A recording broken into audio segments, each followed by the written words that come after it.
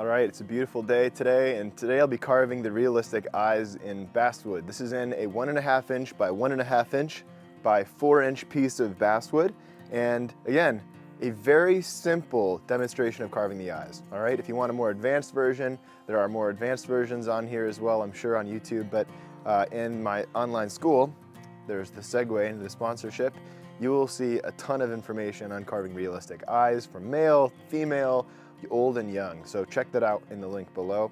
There are all types of projects, 80+ project videos, 3 new ones added a month, great stuff there. So thanks for sponsoring this video, Fundamentals of Wood Carving. And without further ado, let's get into the very basics of carving the eyes with just a knife. So here's the gist of it, and join me, let's get after it. To start this project, I'm going to start in with my knife. I'm going to make a socket, and I'm going to start with a few V cuts coming at each other at equal angles, just like so. And what I'm doing here is I'm creating the bridge of the nose. I'm creating part of the brow ridge as I come up here, like so. You can see that. And as I come across, same V cuts extending over on opposite sides of this corner. All right, of course I've got the corner here.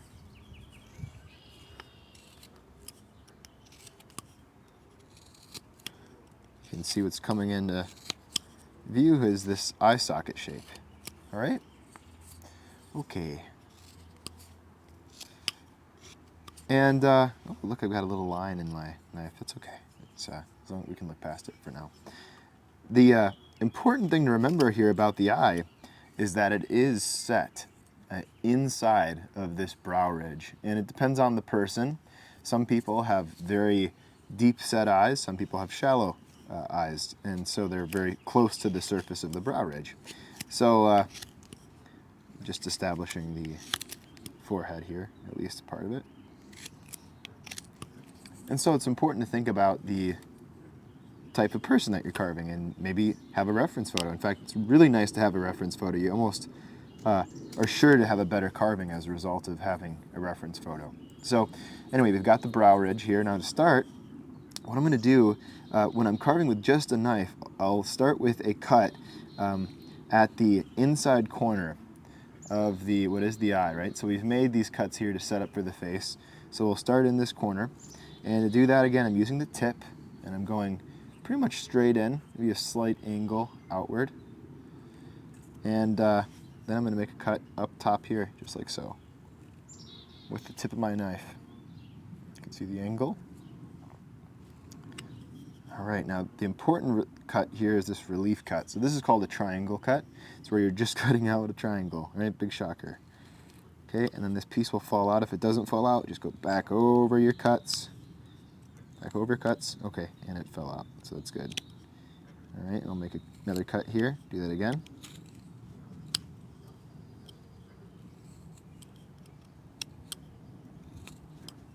Okay, so you can see here, I'm creating these V cuts. I've already created the first here, and I'm creating one underneath. Now what I'm doing here is excavating the inside corner of the eye.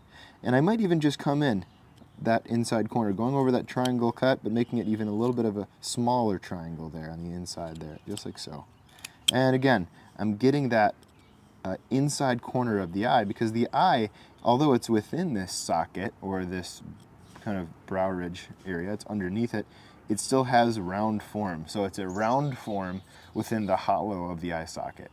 And it's important when you're doing this to make sequential cuts on each side, so not to get too ahead of yourself. The only reason I made all these cuts on one side is because I'm mainly trying to demonstrate on one side what I'm doing here. But just for the sake of argument, I'm going to come across and do the same thing. Now I wouldn't do what I'm doing now. I would be taking each cut, so when I made that first stop cut here, I would come over on this side and try to match that cut. Because if I get too many steps ahead of myself, I'm going to lose my place and I'm going to make more mistakes. So typically, I'm going to make each cut. As I make one to one side, I'll go to the other, or maybe not get too many, more than 2 cuts ahead of myself and going back and forth from one side to the other. Okay.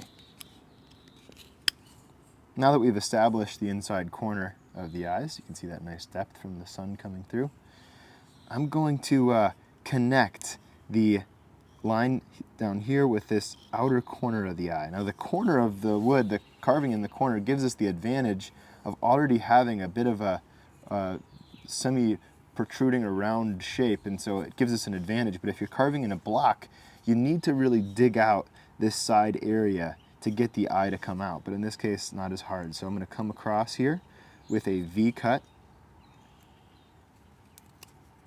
And again, I would make one cut on one side. And I guess we're just doing both sides. Right? So just like that.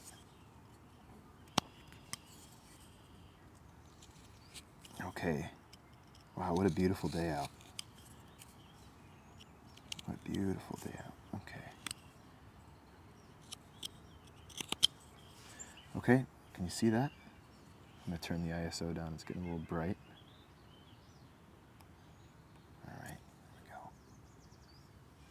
Very cool. Now, the important thing here to remember is another added element.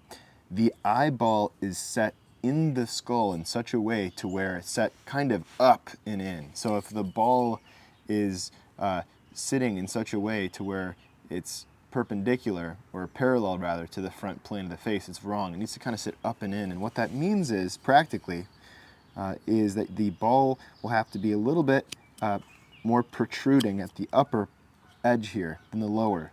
So that means I'm going to start to remove some material from the bottom of this area, just like so.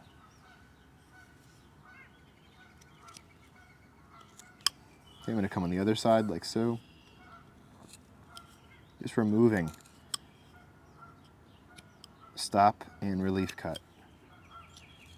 Coming in, so I'm coming alongside with the knife, and then I'm coming underneath that cut until that chip falls. If it doesn't fall, repeat those steps, and you can see we're setting that eye up and in so that the angle of the ball is like so instead of flat. It's a little bit up, tilted up. Okay, once I've done that to both sides, which I think this side needs a little bit more love,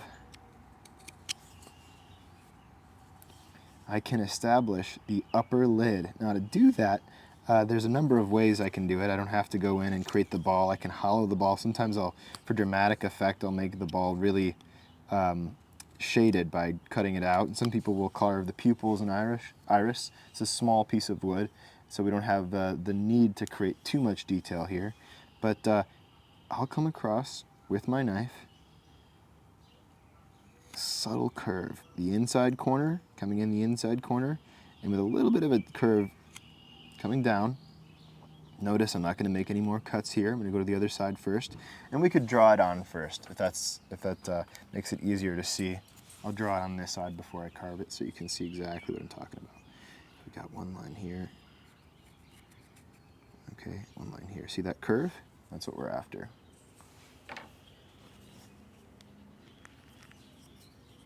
I'm going to go along that line.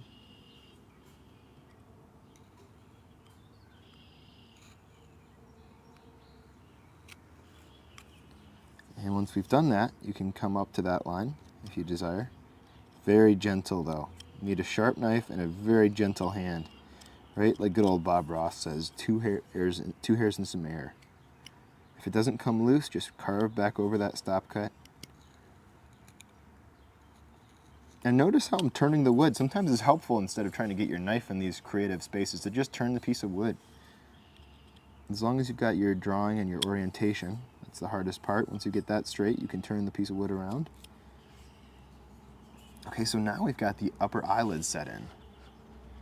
And the joy of getting this set in is that from here, all we need to do is establish the lower lid, and then we've got our eye. And we don't have a lot left really here. So I'm going to come in a little bit, excavating out on either side of the nose, the scoop cut. You can see I'm kind of turning the blade as I'm pushing it through.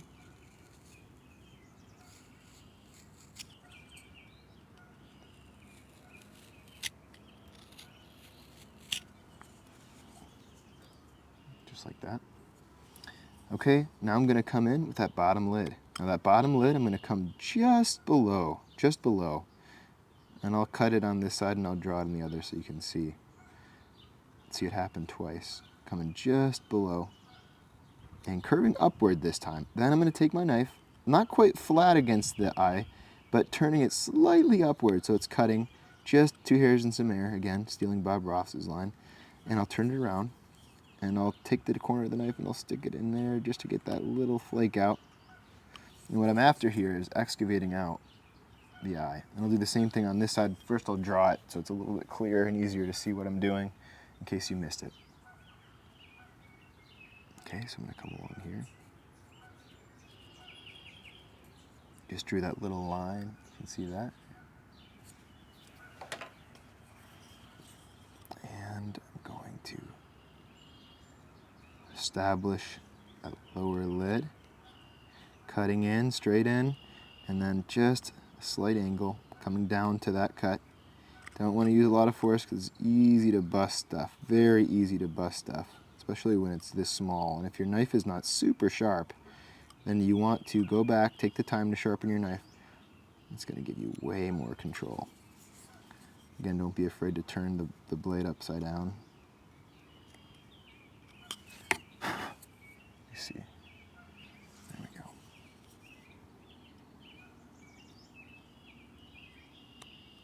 Come in this inside corner.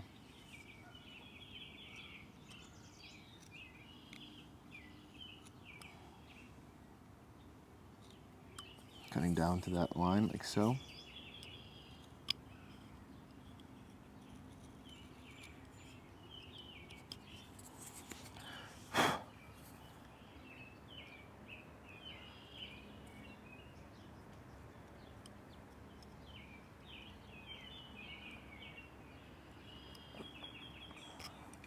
Just off camera here for a second because I'm having a hard time. It's so small, I'm having a hard time seeing. Okay, there's that. Now this is the gist of it, guys. You can come back in and try to round that upper lid a little bit by taking a little bit off the top of each side, and you can get fancy with hooded lids or exposed lids. But as far as the simple structure of the eye goes, this is the gist of it.